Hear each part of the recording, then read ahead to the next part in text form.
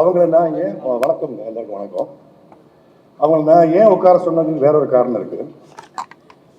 நாம் மண்டே உடைச்சி வர்ற வழியில் ஸ்பீச்செல்லாம் ப்ரிப்பேர் பண்ணிட்டு வருவோம்.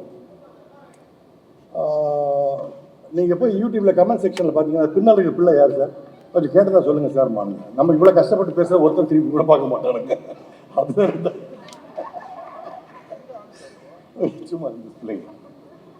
எல்லாருக்கும் வணக்கம். சைரன் 108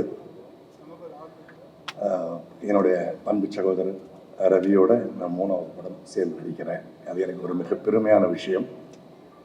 அது மட்டும் இல்லாமல் சக நடிகர்கள், மிக முக்கியமாக கனியோட, நானும் கனியும் கிட்டத்தட்ட எங்களுக்கு ஒரே மாதிரியான பயணம் வாழ்க்கையில். கொஞ்சம் அங்கங்கே வித்தியாசப்படும். தம்பியோடு திரும்ப நடித்தது எனக்கு ரொம்ப மகிழ்ச்சியான ஒரு சமாச்சாரம். நிறைய பேசிக்கிட்டு இருப்போம்.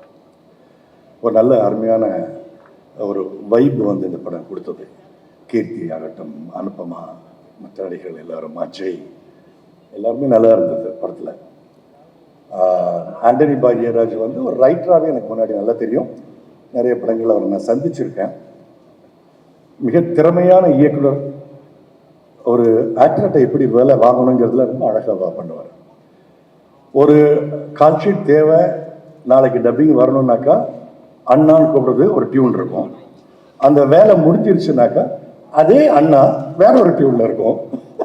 அது அந்த ரெண்டுக்கும் நீங்கள் கொஞ்சம் கூர்ந்து கவனிச்சிங்கன்னா அந்த வித்தியாசம் தெரியும். அந்த அளவுக்கு ரொம்ப ஷார்ப்பான ஆள்.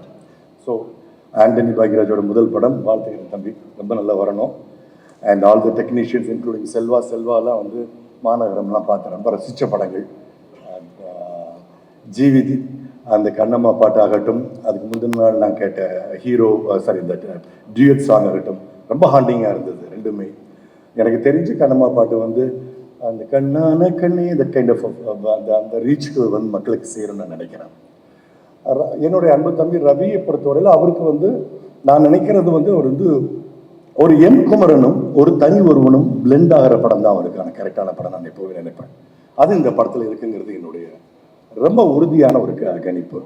மற்றபடி எனக்கு ஒரு வில்லன் ரோல் கொடுத்துருக்காங்க. என்னால் முடிஞ்சதை நான் செஞ்சுருக்கேன். மற்ற தொழில்நுட்ப கலைஞர் யாருக்கும் நன்றி.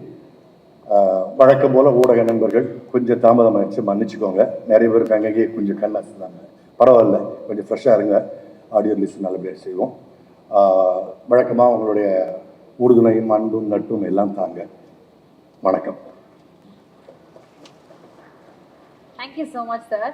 தேங்க்ஸ் டு ஆண்டனி வந்து டார்லிங் படத்துலையும் எனக்குன்னு ஒரு பேர் இருக்கு, அசிஸ்டன்ட் ரைட்டர் அவர்.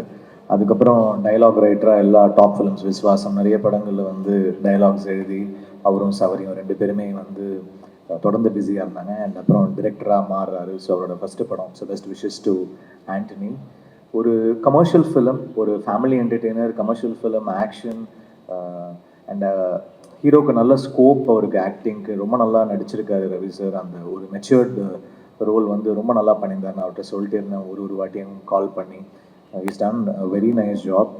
ஃபிலிமாக கண்டிப்பாக நல்லா இருக்கும் அப்படின்னு ஒரு நம்பிக்கை இருக்குது. ஏன்னா பேசிக்காகவே ரைட்டிங் வந்து ஆண்டனிக்கு வந்து ஒரு கிஃப்டட் ரைட்டர். அவனுக்கு பேசிக்காகவே ஒரு என்கேஜிங்காக எழுதக்கூடிய கெப்பாசிட்டி இருக்குது.